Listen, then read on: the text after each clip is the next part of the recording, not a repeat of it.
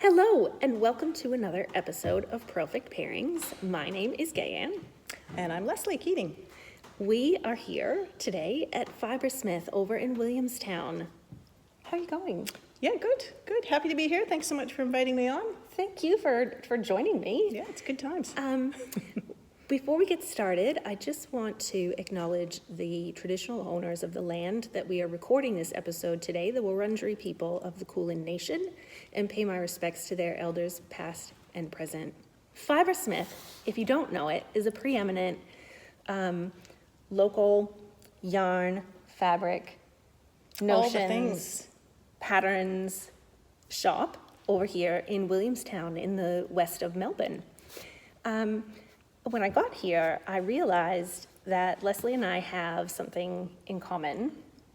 I don't talk a lot about myself and where I'm from, but Leslie and I are both from North America. Yeah, and I was scouring back issues of the podcast to try to find out where Gay was from. So it was the first question I could ask. So I realized I had never spoken about that really Yeah. outwardly on the show. So I'm originally from Massachusetts, and I lived in Florida for a period of time before my husband and I moved to Perth. And we lived in Perth for 6 years, Oh, nice. and then moved across to Melbourne. Awesome. I grew up in Canada, so primarily in Edmonton, which is very Midwest, very cold, really fostered my love of warm knits. And then I moved to Vancouver and I met an Australian fella over there. So I've been here for 20 years now. Got the dual citizenship Same. on both. Yeah, I think I'm clocking over 14 years now. Yeah, nice. And again, dual citizenship, it's nice that we're able to Yeah, have that. Definitely. Yeah, so Team North America here today. Yeah. But when I tried to scroll back on Fibresmith, I normally like to go all the way back. And I actually couldn't. Like Yeah, in the there's a time lot. in the There's time a lot. that I had allotted for my research, I was like, wait a minute. This has been going literally forever. So can Yeah. you give us a history about Fibresmith? So it's like basically started with my fabric range, Maize and Vale. I'll try to keep this brief and just rein me in if I really go off topic. You don't have to be brief at all. So I started printing fabric. I was really into quilting. I had knit quite a lot in my 20s, but I sort of had put that to the side because it was before the internet was really full of great tutorials and stuff, and I was at a stumbling block where I didn't have anyone near me who knit, and I just Yeah. couldn't get past reading patterns and things.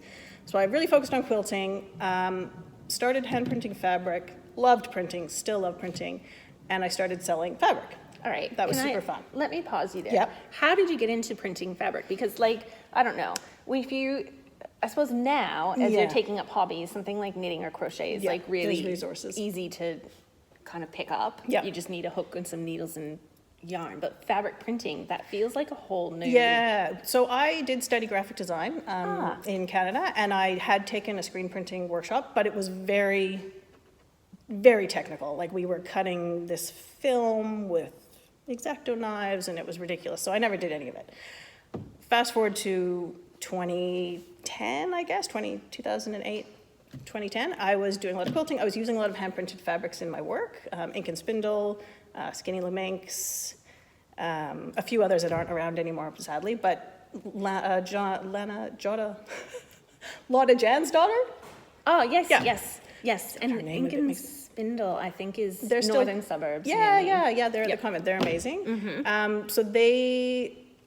I was a graphic designer. I wanted to have my own designs on fabric. I loved using the screen printed fabrics because I really like one color on a base cloth. Like I don't like too many colors. And they were really welcoming at Ink and Spindle. Teagues and Lara were super open with sharing their process, and they were like, you can totally do this. And I'm a bit of a, give it a go, just teach myself stuff. Yeah, so have a crack. So I started printing at home.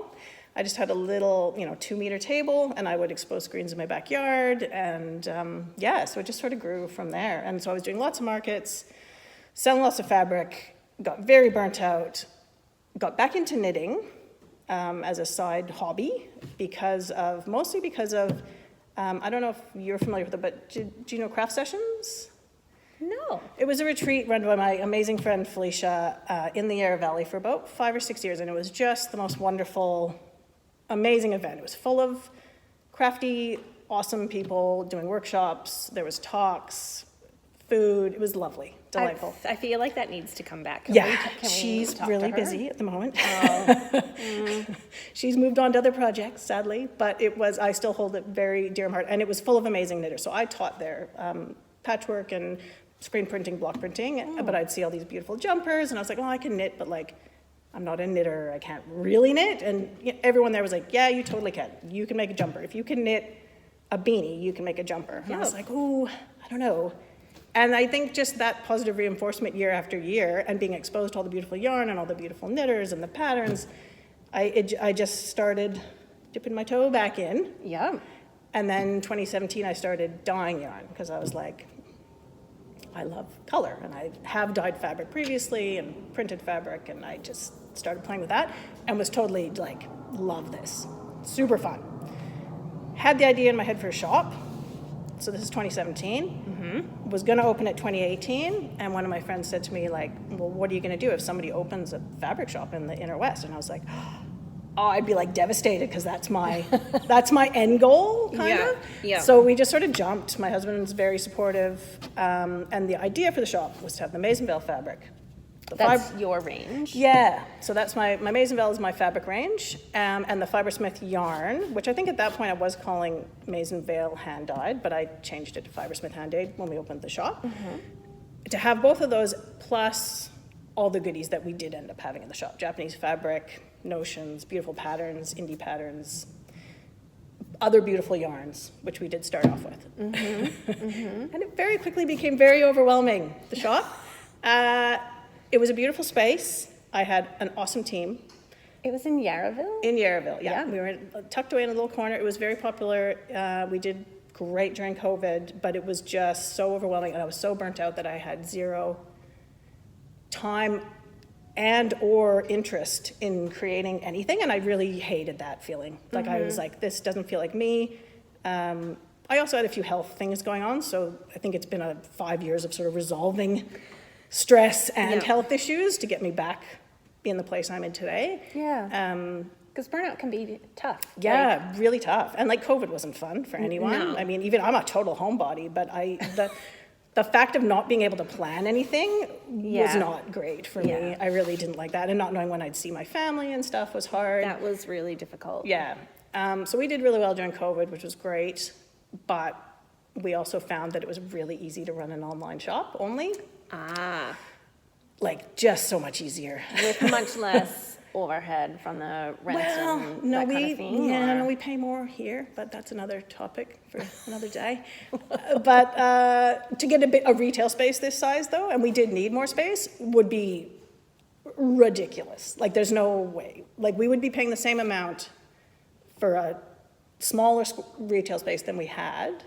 Yes. That we pay here for this enormous warehouse. It's very, you might hear our voices echo, but the ceilings are really high. It's big. It's too big, actually. well, Nice. I don't know. I think it's beautiful, and if this is where I had to come to work every day, I would be. It is like lovely. Racing. Very inspiring in here. Good light. It's beautiful nice. light. Lots of room to do all my crazy ideas that I come up with. How big is that table? 10.8 meters. So that was the reason. So during COVID, our newer lease was coming up. The owner wanted to develop. I didn't want to be in there waiting to be kicked out, basically. Yeah. And I was looking into getting our fabric, bringing back Maison Vale, getting fabric printed, and there was just not many options unless you go overseas. And then I was like, well, we could move, and I could just start printing again because I love printing. Can you describe that process, like when you say getting fabric printed? Not everybody might know what that means. Yeah, so I mean, there's lots of digital printing these days. I'm not a huge fan of digital printing. I like the tactile nature of screen printing. You get the ink on the actual fabric, you do it by hand. Is it like done by a machine? So you would put like whatever base fabric like through the machine and then it just For prints digital like paper? printing, yes. Yeah, Oh, like an okay. inkjet printer, but on fabric. Yeah. Yeah, and it is much better now, but it has had issues with washability and things yeah, like yeah. that. Yeah, like it fades. Yeah. So I wasn't really interested in that. I wanted to screen print. You can get fabric screen printed for you by companies that have big tables like we do and probably better efficiency methods. But very rare in Australia, very expensive. Can we call this standardized processes, Yes, maybe? yeah. So yeah, I looked into those and I was just like, well, there's no way we're going to be able to sell those retail with the costs involved. Yes. So yeah, my next logical idea, I guess, was like, let's just move to a warehouse and print it ourselves. So we did move here with the whole goal of having more room for dyeing, because I was dyeing at home, and it was like Yeah. annoying, because I'd be at home trying to chill or do other things, and I'd be like, oh, I really should be getting those dye pots on, you know? Yeah. And that's just not fun after 5 years.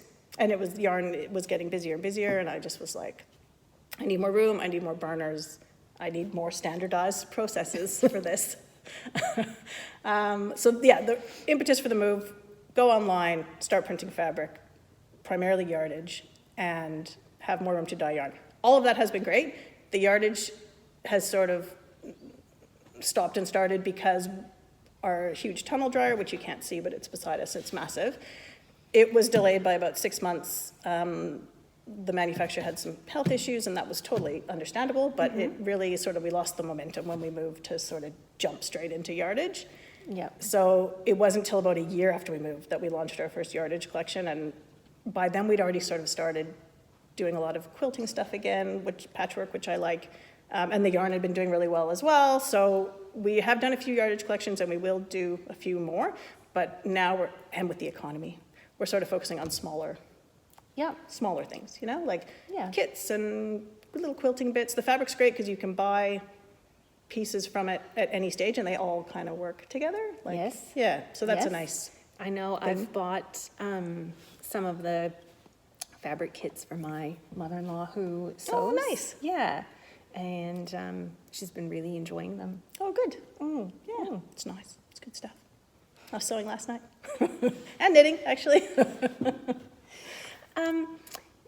So let's talk about the yarn. You were saying you were dyeing at home. Yeah. What kind of processes do you use to create your colors? So I do, it's called kettle dyeing. I just dye in a big pot. I like semi-solid colors. I love the look of speckles, and I think there's people doing amazing things with multicolored yarns. Yep. It's just not really my forte. Yep. I like things to be a bit more consistent.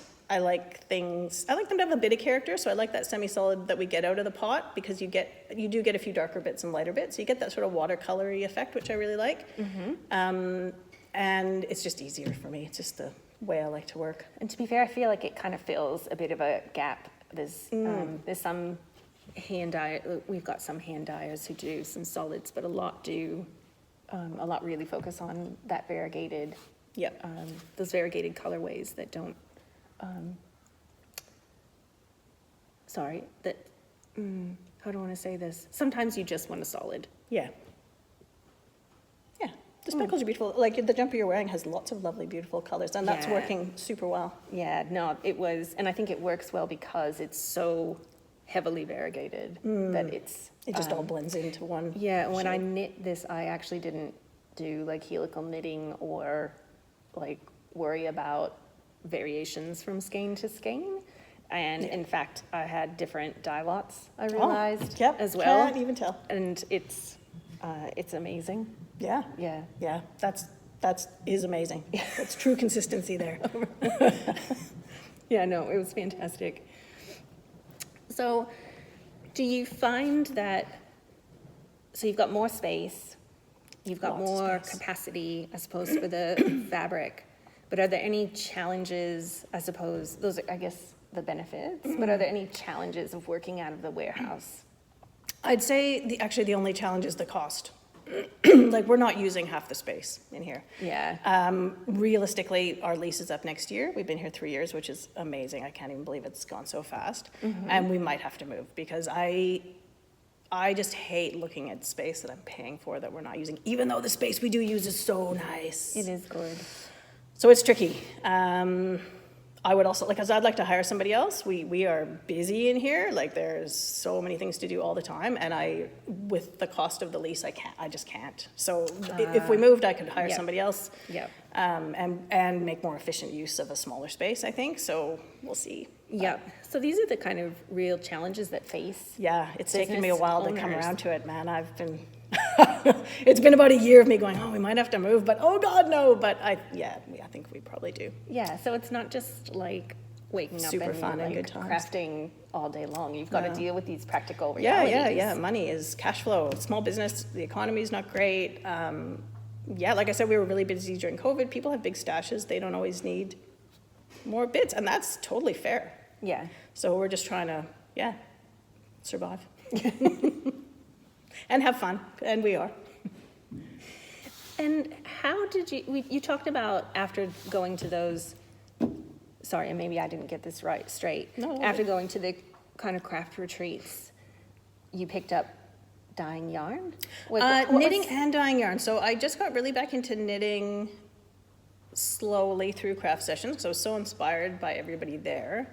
I can't even remember I'm trying to think what my first big projects, I did beanies I knit in my 20s, learned from a ex-boyfriend's mom who was lovely, but then we weren't together anymore and I had so I bought like a pattern for mittens in Canada and the thumb gusset. Oh. Trying to read a thumb gusset in written pattern without any support, impossible. Truly impossible. I haven't even tried. Yeah, no, I haven't impossible. tried that yet. So I sort of gave it up. And then I did knit beanies for my kids when they were little, and that was about it. The odd scarf here and there. And then I'm trying to think what the first jumper or something that I knit was, but I truly cannot. They weren't great, let me tell you. Or super wearable in the future, like probably really chunky, Yeah. double The 10-ply. quick knit. Yeah, something that it does not exist anymore. But at least it taught me that, like a sweater's not impossible, Really simple raglan, chunky, I think. I think raglan might be my favorite style of sweater. I'll have to give that some thought. But then you started to dye yarn. Was there a particular reason that you jumped into that? I love color. Like I've always, and I love my colors. Yeah. Like I'm very particular, like ridiculously particular about color. Does that stem from your background in graphic design, or where did you? I don't know. I always I was thinking about it the other day because I just recently dyed some purple yarn. I haven't done purple for a long time. I like purple. I like purple too, but I'm a little bit surprised to hear you say that you I dyed know. purple. Yeah, and what yellow. kind of purple? I did some yellow. It's like a grapey kind. I did it for the market, and because I was doing the sock sets. And one of your questions you were going to ask was how my colors come about. This kind of ties in. I was doing the sock sets, and I was like, I need something springy, something a bit fun. Eastery comes to mind because North America, Easter, spring. Oh, yeah. So I'm thinking Yeah. Easter colors because it's spring, even though it's not Easter, it's Halloween. But anyway, I wanted to do some yellows and some purples. Well, an Easter purple. They ended up beautiful. An Easter purple, I think, would be a lot different than a Halloween Like purple. a lilac-y, a Yeah. lilac-y yellow-based purple. And so I played with those, and they turned out super nice. They sold out super quickly, and I was like, fun.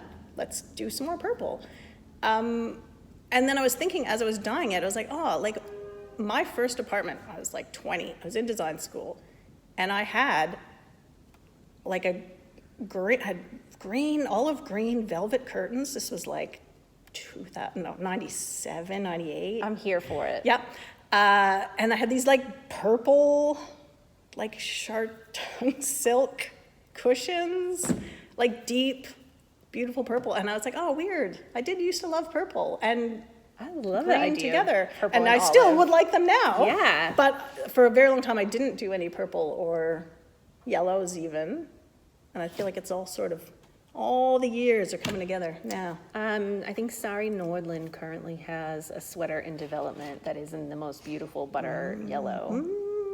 Like this pale butter yellow, and I think yellows are going to have a resurgence, I reckon, comes, I was about to say come spring, but that's totally, I don't know. Our autumn. I've just gone North American again. Anyway. Yeah. It happens. No matter how long I live here, sometimes I just have to stop and think. Yeah. Wait, What time of year is it? It's October. wait, that's not autumn, that's spring. It's autumn, Halloween, like, it's still, Yeah. yeah. Takes a lot. So I think, yes, the original question was, how did I get into dyeing? Which I Yes. totally tangented off on that. That's all right. Yeah, I just wanted my colors on yarn, and I think I'm very economical. If I can make something myself, I will. I'm a total utilitarian crafter. Yeah. So rather than buying a bunch of yarn, when I really wasn't that knowledgeable about tons of yarn, I just bought some good like base yarn, non-superwash, and just would play and dye, and I loved it, you know. And I think I did a lot of alpaca, which takes the dye really beautifully back then. So, Yeah. so nice. So yeah, that was just sort of and it sold really well again, like because I had an online shop then as well. Yeah. And people bought it, and I was like, oh, fun. Again, utilitarian. I have like a maniacal need to make things, and I'm a utilitarian crafter. So I only need so many things. So I have to have a business so that I can keep making the stuff for the other people to make stuff. Oh, yeah. Yeah, because otherwise, like, If you're just making it for yourself, there's a tipping point, right? Yeah. Where you just wouldn't need any more. yes, Yep, I feel that. yeah. That's what happened with quilts. You only need so many quilts. That's true. But now it's been six years or so, 7 since I made quilts, and now I'm like, oh, I could use some new quilts. Okay. Coming back around. That's right. And I think, and maybe if you might agree or not, when you do multiple crafts, they kind of sometimes have a rotation. Yes. Like you wouldn't be focusing on the same craft, like literally all the time. Yeah, I mean, now it's a bit different because my business does compile all the crafts. So you've got to do a little bit each. Yeah, and Of I think each. I've got to a point with my knitting now where I kind of need to knit. Like, I find I find I think better when I knit regularly. Yeah. So I Yeah. do always try to have something on the needles. I might, like during summer, I haven't historically knit as much, but this year probably will be different. I mean, I'm knitting a shawl now and then I've got a jumper planned for I've some got yarn the- that we're testing out. So. Got the answer for summer knitting is socks. Yeah, tiny needles, can't do it. Really? No, 3.5 is about it's my tipping point. Oh, you could do a DK sock on Yeah. 3.25. Yep, I could. It's just a little tinier. I have pondered it. Yep. We don't have any non-superwash DK though. Well, there's a gap for you to fill. Yeah, or I could hold the watercolor sock double, True. possibly. Possibly, because I do like the idea of quick, portable, small projects. Yes. You know. And I've knit a DK sock in 1 week before. Oh, nice. So, And I love socks. I love hand knit socks. yeah. Yeah. And the DK ones I think are really good in Melbourne too, like in the winter. Yeah, like this. It's cold in here in the winter. Can I circle back to you were talking about your colors? How do you define your colors? I like kind of muddy, murky. Like, this sounds terrible. I like untraditional color, like things that have a bit of interest. They're a bit muddy, a bit definitely not primary, not too bright. So a bit muted and a bit dull in a good way. But yeah, just with a bit of character. I just like things that are a bit interesting. So there's even a few colors that I released last year that now I'm like, nah, I feel like that could be better. I feel like I could work harder on that one. We need a light blue, but I don't know if that's the one. So there's a few that might be pushed out while I work on some new ones. That's all right. I think Yeah. it keeps it interesting and Yeah. well, I like variety. And I love, like, the best fun is just turning the pots on and just randomly mixing 2 colors to see what they create. Like, I'll mix like an orange and a teal just to be like, oh, what do these 2 make? Sometimes they're amazing. Sometimes they're really terrible. Not often though. Generally they're pretty good. Well, can I just say as well, you might say they're terrible, but somebody else might think That's it is true. the best color True. that they have ever seen. Yes. So it's just different. Comes out different Yeah. than what you had planned. Yeah, or just expected at all. Sometimes it's just totally random. You're like, wow, weird. How did those two colors make that color? I don't know. But the dyes, the dyes themselves are compiled of different pigments. So the way that they interact with each other is always different. It's really interesting. Fun. Oh, cool. Got a whole notebook now of things yeah. I've tried with little snippets so I can refer back to it. When I am trying to come up with a new color, I can sort of look back and go, oh yeah, I did that. And that was almost not quite right, but if I added this, maybe it would be okay. And Or maybe make it a little bit darker, so add yeah. more of whatever. Something. Yeah. Yeah. It's fun. an incredible alchemy, I think, yarn dyeing. I think I've interviewed other people who've referred to it as similar to witchcraft, Yeah. which is appropriate now because it's Halloween. Yeah. And I've got my big cauldrons and I'm stirring the yarn. Perfect. Do you have a favorite craft? I'm a non-favorite person in all regards. My kids are always like, what's your favorite song? I'm like, oh, there's too many. I can't choose a favorite. I just never could. Yeah. I like lots of things for lots of different reasons. So yeah, I'm not a favoriter. I have a top list, right? I'll do, someone asks me a favorite song, I'll be like, oh, well, I can give you a top 10. yeah. Books, I can give you a top 10 book list. Yeah. Yeah, it's too many. It's too many good things out there. Yeah. I love quilting, although it is time and space intensive. So I have a lot of quilts sort of in various stages that have never seen the light of day. And I'm working on one last night for my bed that I haven't touched for 6 months and have never shown on Instagram. So I might take some photos of that today. I like making little pouches and things for work. That's fun. I don't need any more myself, although I did just keep one that I made. Sometimes they're just too good. Knitting, always. Yeah. I have endless things I could knit. Yeah. Endless, and only so much time. I know. But I do try to knit probably, in the evening, I try to knit for an hour at least, generally. No, I'm same. I generally find that 8 p.m. to 9 p.m. hour is, Yeah. or even a 9 to 10 hour, depending on how tired I am, Yeah. is a great time Yeah. to just have some tea and, sit down and get that mindfulness. Yeah. I think, what you were saying. I don't get, I think my brain just likes the repetitive nature, and I love the feeling of yarn. But I've got teenagers who strangely still like to hang out with me, which is amazing, and I was not expecting. Well done. Yeah. So we often will just, that's how we hang out. We're watching The Block at the moment. I don't know. We're a big family reality show. Survivor's a good one.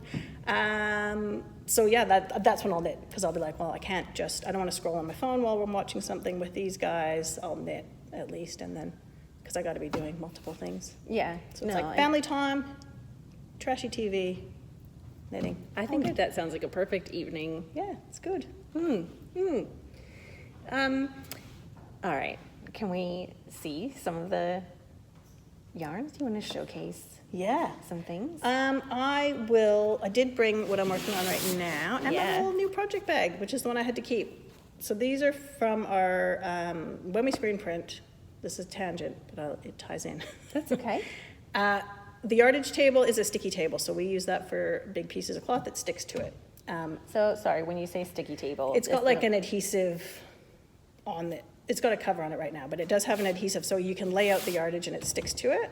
So that means that while you're screen printing, the fabric doesn't move around. Okay. Which is awesome, but it means I can't have a drop cloth, which I always used to have as Maze and Vale, because I didn't have a sticky table before. So I've set up a second table that's just like my scraps table. So I just print scraps on it. We keep every single, the tiniest, ridiculous pieces of fabric, and I lay them out after I do a print run. I lay them out on the scrap table, and I print over top of them. And so the drop cloth ends up with all these little bits of prints and things. I don't know if you can, so there would have been scraps here, but not there. So that part ended up on the drop cloth. So these are all different print runs that I've done. And that's from a squeegee, and I've just sort of smeared it a bit so that I don't have a big gob of ink on the table to later put my sleeve in. And I mix inks on that table. So there's always lots of bits of chunks of color and stuff. We sometimes sell the drop cloth. I've got art made with the drop cloth, and I just wanted to make some of these bags because this is one of our patterns, and I wanted to see how it looked with the drop cloth. So I made a batch of 10. Had to keep this one because I love it. We've got a few left. Hopefully I'll get them online, but otherwise they'll be at markets.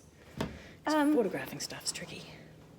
Let me ask you about that process. Yeah. So you screen print the yardage, and then you have scraps off that? Yeah, so, Or- well, we're focusing on a lot of smaller stuff, so we do print a lot of, we call them fabric panels, patchwork panels. So they're about a little bit bigger than an A3 size. Okay. The image size is an A3, so the screens are only yay big. Okay. Much more manageable. Our yardage screens are 1.7 meters by a meter, like they're massive. Yeah. So the panels we can print quite quickly, and then that's what I would print scraps with. So when we cut panels, so we'll cut them all ahead of time, and there'll be like a bit of fabric left over, or sometimes we'll have like a misprint on a panel, and I'll chop it up for scraps, and there might be a bit that like didn't have any ink, so I'll have to cut that bit off, and we'll print on that again. Like we just Okay, and then save all the bits. just kind of random printing, or is it?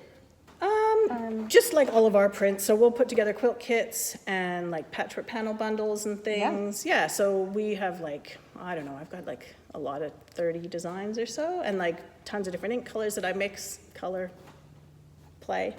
And yeah, we just put together bundles of different prints. So we do the quilt convention here in Melbourne, and it's massive.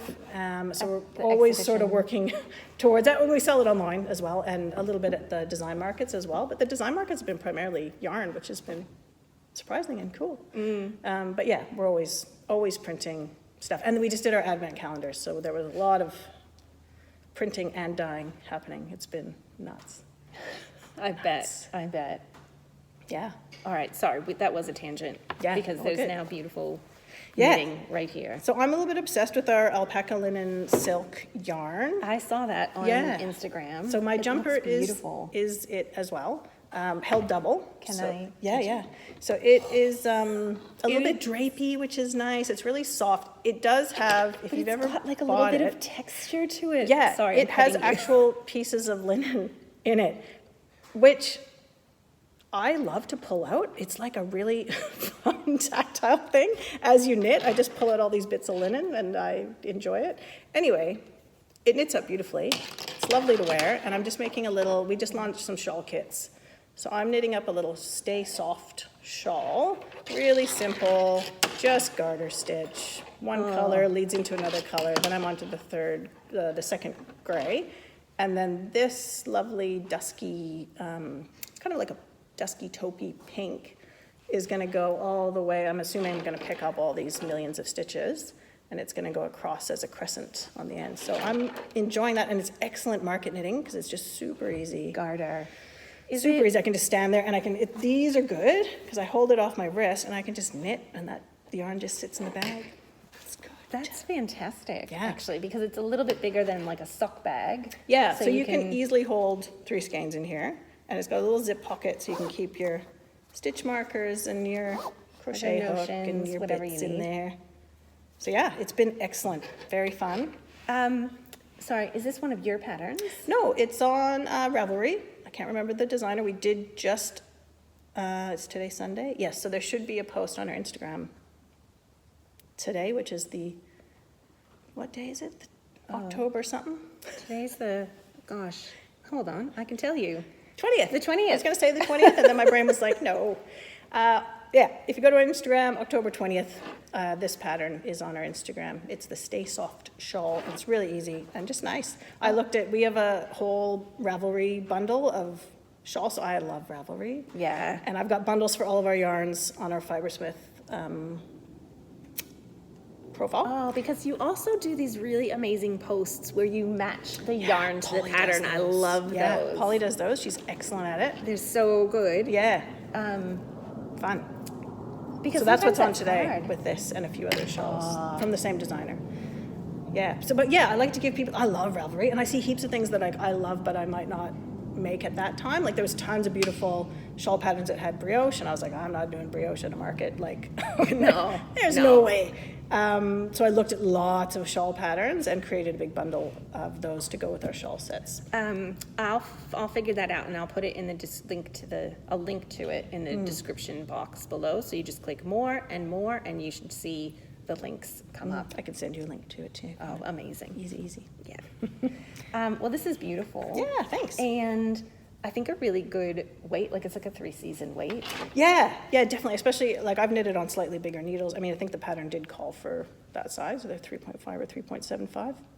3.75. Just to give it that little bit of airiness. I thought it would be good for, summer weddings or things where you have to go. And so I did keep it quite neutral. I did kind of want to put some fun colors in there, but I was like, if I'm going to a wedding, I'm generally going to be wearing, like, natural tones. I love color, but I don't really wear them. Yeah, yeah.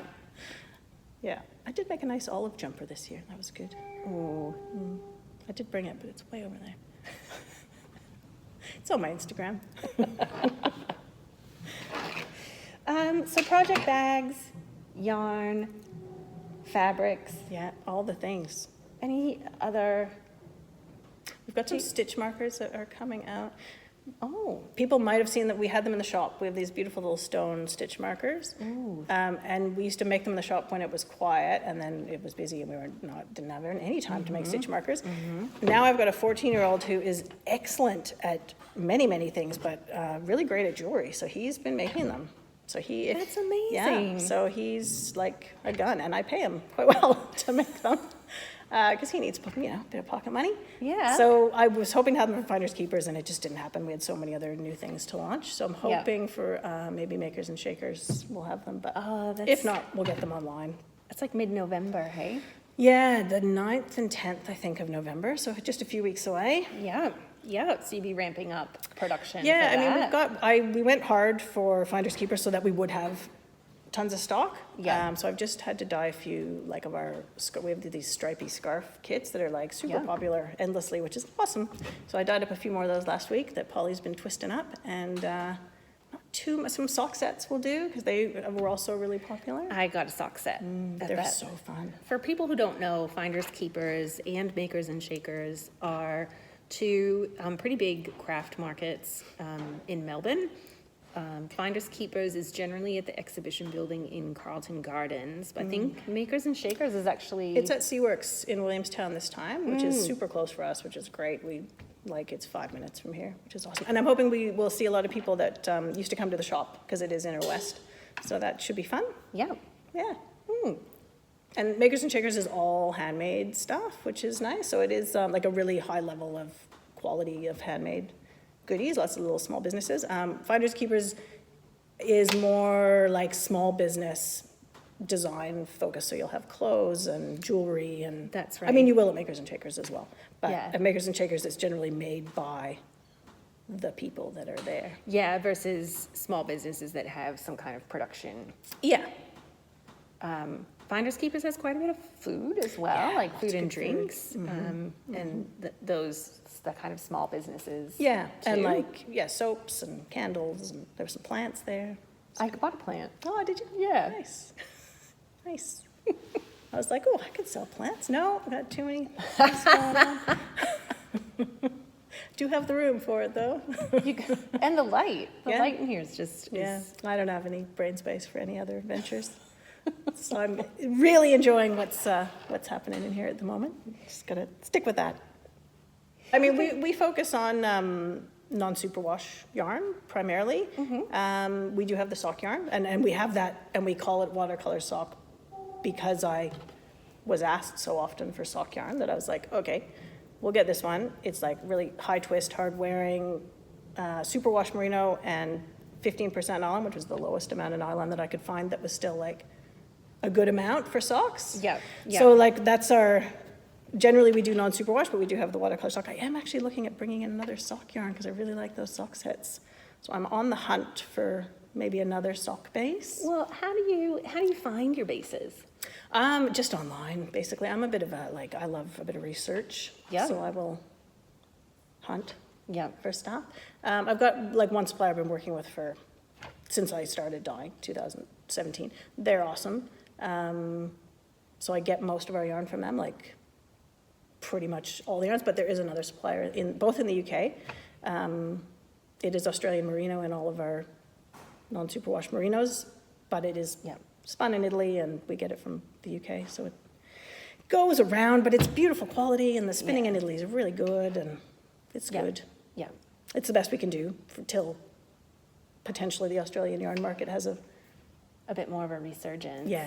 Yeah. Yeah. Yeah. No. Just and to I keep think- costs realistic. And it's interesting because I have done some research myself, and there's Australian businesses that have set up mills in China. Right. So well, I found at least one, which was interesting to me, that it's just all going offshore. in Well, any pretty event, much but, everything goes like, offshore to be scoured, and, Yeah. except for the smaller, like Great Ocean Yeah. Road and awesome mills Yeah. like that. Yeah. But the bigger ones who are Australian, they are Australian yarn, but Yeah. it does go overseas for It different is a processes. bit of a Yeah, more circuitous route to get to our needles. yes. I think that's Unfortunately, yes. Yeah. Yeah. But that's just the reality Yeah, of it. yeah. So our suppliers are all generally in the UK for Mm. yarn, and that they have such an awesome yarn culture there that they have so much good stuff, and they Yeah. really get it, So Yeah. yeah. So there is another one that have got a few samples from last year, and didn't have time to work with them this year. But there's another wool, more sweater friendly, harder wearing wool that I'm looking at bringing out next year, and hopefully another sock yarn. Maybe a you- bit of alpaca I'd like in a sock, but we'll see. See what I can find. Do you kind of like test it out with how it takes dye? Definitely, and yep. So, knits up or and the like that kind of cost, like thing? I ordered Yeah. a bunch of different yarns. If you were at one of our warehouse sales a few months ago, I had a lot of the undyed yarn for sale because I had got it and it was beautiful. But then when I realistically looked at the cost, I was like, I don't want to charge people $48, $50 a skein. Like, I just Yeah. think that's Yeah. not what I want to do. So I just sold the undyed yarn, even though I did keep some for myself. But there was a couple in that batch that I was like, oh, this is a really nice, it's like a Peruvian, it's like a blend of, they've bred these sheep. They're like kind of a cross between like a Corriedale and a Merino. So it's soft, but it is a bit more toothy. But it doesn't pill very much. I did make a jumper. I did some stripy sleeves on a jumper, which I again haven't shown on Instagram, but it's nice. And it's worn really well. So I'm about to make a whole jumper out of that before I commit to ordering a bunch of it in probably January, and then Yeah. release that. And then, I like to test things. Like, I like to knit with them and use them and dye them before we would say that this is coming in. Well, that's exciting. Gives Yeah. us something to look forward to. Yeah. Me too, because I like, the merino is beautiful, and it is super soft and lovely, but for jumpers, it is that softer yarn that can pill more, so you do require more care, whereas I want a bit more like a toothier yarn that you can treat a bit rougher. An everyday kind of jumper, Yep. A Last hardware, like a forever. staple. Yeah, I love a good staple, or I call them basics, even though they're not necessarily basic. yeah, but- yeah. Like the merino is more of a luxury fiber, and I have my jumper that I made recently is the brushed alpaca with the merino, and it's beautifully soft and super drapey and lovely. But I don't wear it when I'm coming to work to Yeah. move to print. tubs and Yeah. do a lot of Yeah. physical things. But I do need jumpers that I can do that in. Yep. Yep. And other than your own yarn, Yep. do you have any favorite? Dyers? That was a good question, and I was like, oh, it's so funny, because I don't follow tons. There's tons of great Melbourne dyers, just to spout off a few, like Fluff and Nonsense, Tess is great, Chloe from Woolen Works, amazing. Melbourne City Dye Works, beautiful, also does non-superwash, which is great. There's so many others, so don't feel left out if I haven't mentioned you, because my brain is full. But the one color crush that I have ongoing is Union Fiber in New Zealand. Oh, that's one I don't know about. Oh. I love this question. I'm pretty sure she's North American as well. Stop it. Don't quote me, but I feel like I remember that. She does really beautiful, my kind of muddy colors. She does a lot of purpley eggplant colors, which I love. Oh, I love And a lot of eggplant. sort of copper, and she's I don't have color envy of many people, but she does some really nice stuff that I'm like, damn, how'd you get that really nice ochre gold color? I don't know. Oh, I can't do it. I've been trying. cannot wait to check. Yeah, super check nice. them out. I love a new. Union Fiber, New Zealand. Yeah, potentially North American. Good tie-ins. Yeah, and designers, like, I wouldn't say, again, I don't have a favorite. There's so many good designs out there. Yeah, for sure. Yeah, there's endless. So there's not one that I could think of that I'd be like, oh, I love all their designs. You know what I mean? Yeah, Like, I think Stephen West goes without saying, like, just for the sheer volume of amazing techniques that he manages to showcase in so many different projects. Yeah, Amazing. and just well, I mean, sometimes he'll take a pattern and put it into different applications, so beanie, shawl, sweater, whatever, but like actually coming up with that pattern Yeah. is just, he's got an incredible artistic. Yeah, like Vertices Unite, I would say, is probably one of my all-time favorite patterns. Like, and I knit it in DK usually because I like find the small one too small and the big one too big. So I knit the small one on DK into DK on 5 mil needles. Perfect. That is perfect. Yeah, beautiful. Such a great pattern. So fun to showcase different colors. It's a winner. What else? What else are we going to talk about? Where can viewers find you? So we are online. Fibresmith.com.au has the fabric and the yarn, all the goodies in one place. Fibresmith on Instagram, Fibresmith Shop, I think, on Facebook. I think that's it. I think we have a Threads page, but it's just linked. I don't really post there much. Yeah, yeah. I don't know how that works yet. Markets, so Makers and Shakers. Yeah, so we will be at Makers and Shakers here in Williamstown on November 9th and 10th, and then we'll be at the Big Design Market at the World Exhibition Building in Carlton. I believe it's November 30th, 31st, December 1st, if there's 31 days in November, which I can't remember. But that weekend, we'll be there. And that's, like, both of them are amazing markets. Yeah. Super good for gift ideas, like Yeah. great for gift shopping. And we've got lots of kits and things if you've got knitters in your life that you just want to get them like a, you know, like a little mini skein bundle or a sock set or like a good range of prices for people to grab stuff. It would make a fantastic gift, I think. Yeah, I hope so. Okay. And then our last question is, what is your drink pairing of choice when you craft? Yeah, so I sadly don't really drink anymore. I love red wine, like Shiraz, Cabernet Merlot. That would have been 100% my craft drink of choice. Gin and tonic, close second. Yeah. But I just find just as I get older, the drinking just doesn't work anymore. I can't sleep. Actually have the same Very sad experience. Yeah. So I'm lame, and my drink of choice would be like apple cider vinegar in sparkling water with ice. Oh. Yeah, the flavored sparkling water that has like no sugar and it's just like naturally flavored with like citric acid or something, lime. Oh, that kind of It's like like a Mount soda water. Yeah. Mount Franklin lime, sparkling water, ice, apple cider vinegar, like organic. Good.